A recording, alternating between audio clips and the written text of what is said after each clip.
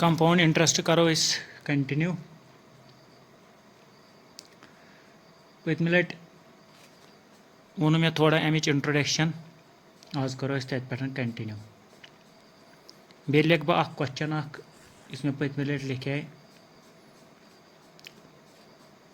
कि if A person borrows rupees 100 if a person borrows rupees 100 for 3 years at the rate of 10% annually,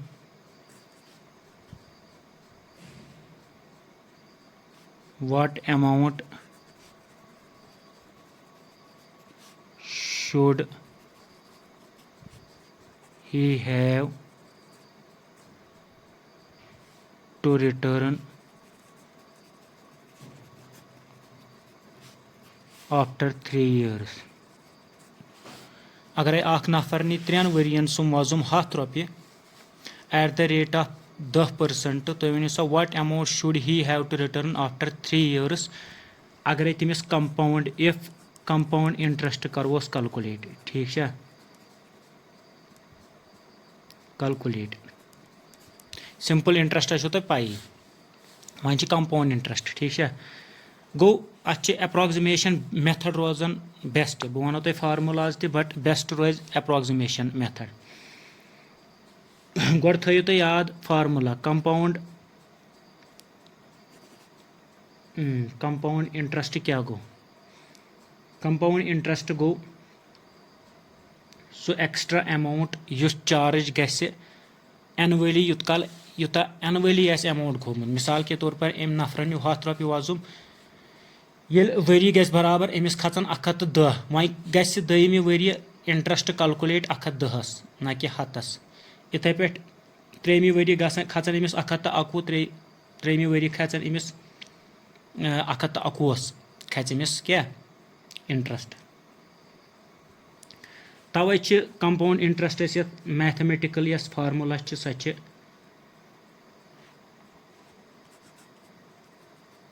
compound interest यस definition सो amount minus principal छना कुता amount Amish भरुन कुता principal रोटमुत simply ये पे सिंपल इंटरेस्ट मगर इस अमाउंट यह पे करो इस कैलकुलेट ये अमाउंट कित पे करो कैलकुलेट ये करो कैलकुलेट प्रिंसिपल ठीक है प्रिंसिपल ब्रैकेट्स में लिखुन 1 plus r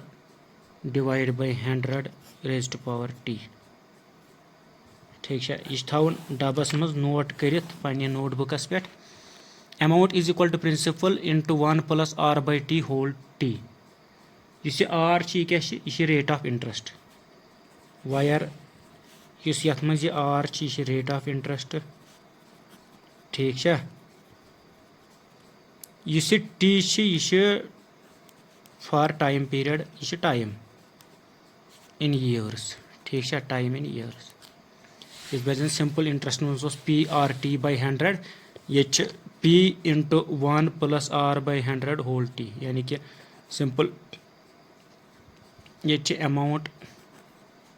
principal into 1 plus rate of interest बटा 100 whole raised to power T ठीक है मगर मे वो तुम पत्म लट अप्रोक्सिमेशन मेथड यह सवाल अगर डिस्कस करो दोन चीज़न मज अगर मे वो अमिस कूत रिटर्न भरुन अमाउंट प्रिंसिपल कूत कोर्मुत यानी कि यथ अगर बह सोलूशन वन यम फार्मूला मुताबिक ठीक है अमाउंट कोड़ प्रिंसिपल यानी कि वजूम रोटम कूत 100 रुपये इंटू 1 गोस formula plus rate of interest क्या 10 डिवाइड बाय 100 कतिस कालस 3 years गो यह गो 100 यह गो 100 प्लस 10 110 बाय 100 ये ना क्रॉस करो और यह गो 110 बटा 100 मगर रेज़्ड टू पावर 3 अमे लोग यह 110 बटा 100 3 लट गो हको लिखित 100 into 110 into 110 into 110 divide by हाँ पाई न ऐद अति डिवाइड बाय 100 ठीक है यम फार्मूला हिसाब गो ये तुम पे कैलकुलेट करो यम 0 षानन यम 0 तो यम 0 षानन यह 0 तो यह 0 षन यह रोज कह इंटू कह ठीक है डिवाइड बाय 1 वो ये कैलकुलेट करो अत नेर 133.10 ठीक है यह फार्मूला मगर यह गो फार्मूला अगर तुम ये करो ये गो तुम साल ये ठीक मगर मेन हिसाब गस एप्रोक्सिमेशन मेथड बेस्ट इस मे तुम पतमिस वीडियोस मज वोन मिसाल कित पे बे दोहरा बह 100 रुपये ओन अम प्रिंसिपल अमाउंट गोडनिक वरी गो 10% रेट ऑफ इंटरेस्ट 10% कोत गो यम हतुक सह गो 10 गो सह गो 10 गो यह कोत बन 100 + 10 यह बन 110 यह गो गोडनिक वरी इथे पे दमिस वरियस मज 10% कोत गो यम 110 सह गो 1 ठीक है गो दमी वरी बन यह 111 इथे पे त्रेमी वरी तो 10% कमिक यम 111 सह कोत गो सह गो 12.1 यह कोत बन यह बन 133.10 ना सहल अगर तुम ये मज मास्टरी करो यानी कि प्रैक्टिस करो ये मज यह गस सहल अगर ये सवाल मे बासान ये मज बचो तो एग्जाम मज टाइम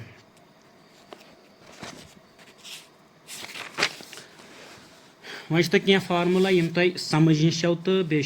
पत नोट कर ठीक है यह किताबन पे अवेलेबल तो बट थोड़ा बहुत करो कोशिश अंडरस्टैंड करने ठीक है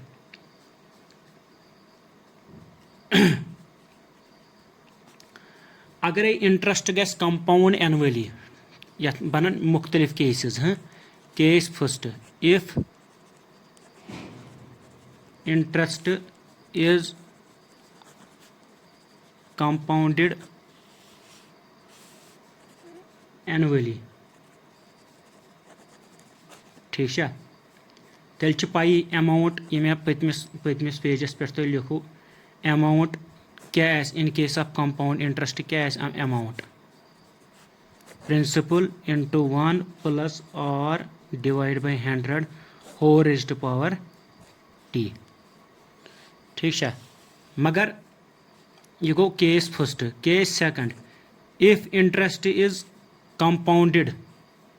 हाफ ईयरली ठीक है अगर इंटरेस्ट गस कैलकुलेट कंपाउंड हाफ ईयरली तेल यह अमाउंट तम सात ये अमाउंट क्या कंपाउंड इंटरेस्टस मज तम सात पी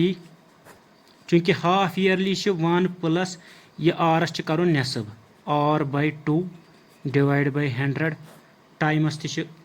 टाइमस क्या कर वो चूंकि हाफ ईयरली मतलब क्या गो ये टाइम क्या इन ईयर्स ना ये टाइम ईयर्स यह हाफ ईयरली तमें मतलब गो अगर 1 ईयर ये लेखन 1 ठीक है क्या इंटरेस्ट गसन कैलकुलेट आफ्टर 1 ईयर मगर वह वरियस मज 2 लट गसन अमे लोग यह टी यह बन 2t हाफ ईयरलियस मज बन 2t क्या 2 लट गसन 2 टाइम इंटरेस्ट कैलकुलेट वरियस मज T go time in years यह गो 2 तवे 2t एंड सो ऑन इथे पे अगर वह इंटरेस्ट गस कंपाउंड अगर वह इंटरेस्ट गस कंपाउंड या इंटरेस्ट गस कैलकुलेट क्वार्टरली ठीक है फार्मूला बेसिक सही तेल अमाउंट रिटर्न कर इन केस ऑफ कंपाउंड इंटरेस्ट सह प्रिंसिपल इंटू 1 + क्वार्टरली मतलब गो 3 रेत यानी कि वरियस 4 हिस्स कर गो r/4 ठीक है divide by 100 whole raised to power quarterly यानी कि वरियस कस हिस्स 4 हिस्स तेल गो ये 4t ठीक है एंड सो ऑन इथे पे अगर वह मंथली गस कैलकुलेट चोरिम केस अगर वह कंपाउंड गस इंटरेस्ट कैलकुलेट कंपाउंड इंटरेस्ट क्या मंथली तेल amount in case of compound interest यह कत बराबर आस प्रिंसिपल इंटू 1 + r/, वरियस मज कस रेस 12 divide by 100 whole raised to power 12t and so on concept आव वह समझ आज गो वीडियो 10 मिनटन पे चलो वह गन बहुत यस कली खाड़न मे फुर्सत आसान ज्यादा कहीं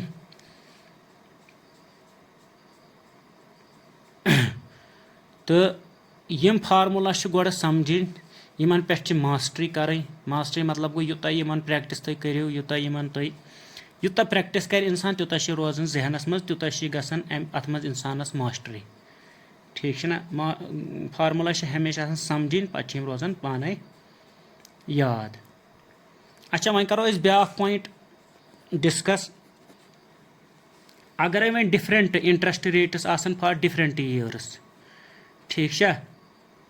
तेल क्या गस फार्मूला तेल ये अमाउंट क्या बन when different rates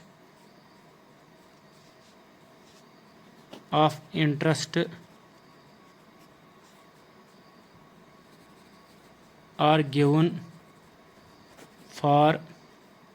are compounded for different years ठीक है different years से मिसाल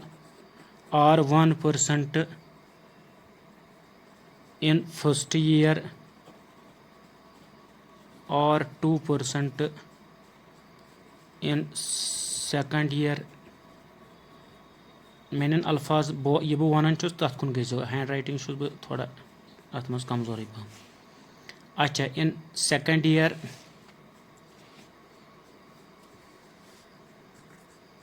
और 3% in third year and so on तम सात अमाउंट मगर कत मज कंपाउंड इंटरेस्ट मज सह क्या सह प्रिंसिपल इंटू 1 + r/1/100 गो गोडनिक वरियुक rate of interest into 1 + r/2/100 गो दोयमी वरियुक rate of interest into 1 +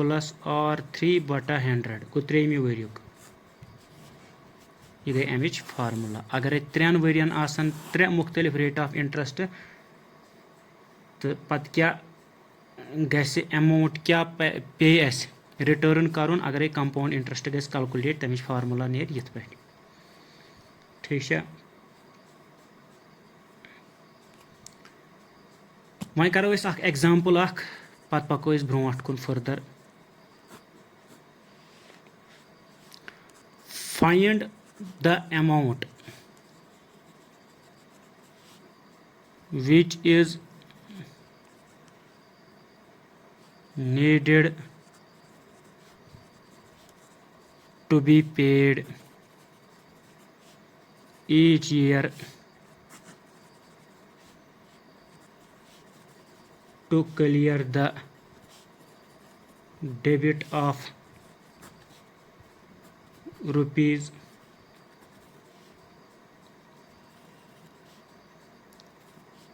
2,10,000 in 2 years at 10% rate of interest ठीक है। सवाल आवा समझ find the amount which is needed to be paid each year to clear the debit of in 2 years at 10% interest. हाँ चलो यह तुलो तो स्क्रीन शॉट अत कर प्रैक्टिस ठीक है तो बह कर इंशाल्लाह नेक्स्ट वीडियो मज शेयर ये डिस्कस।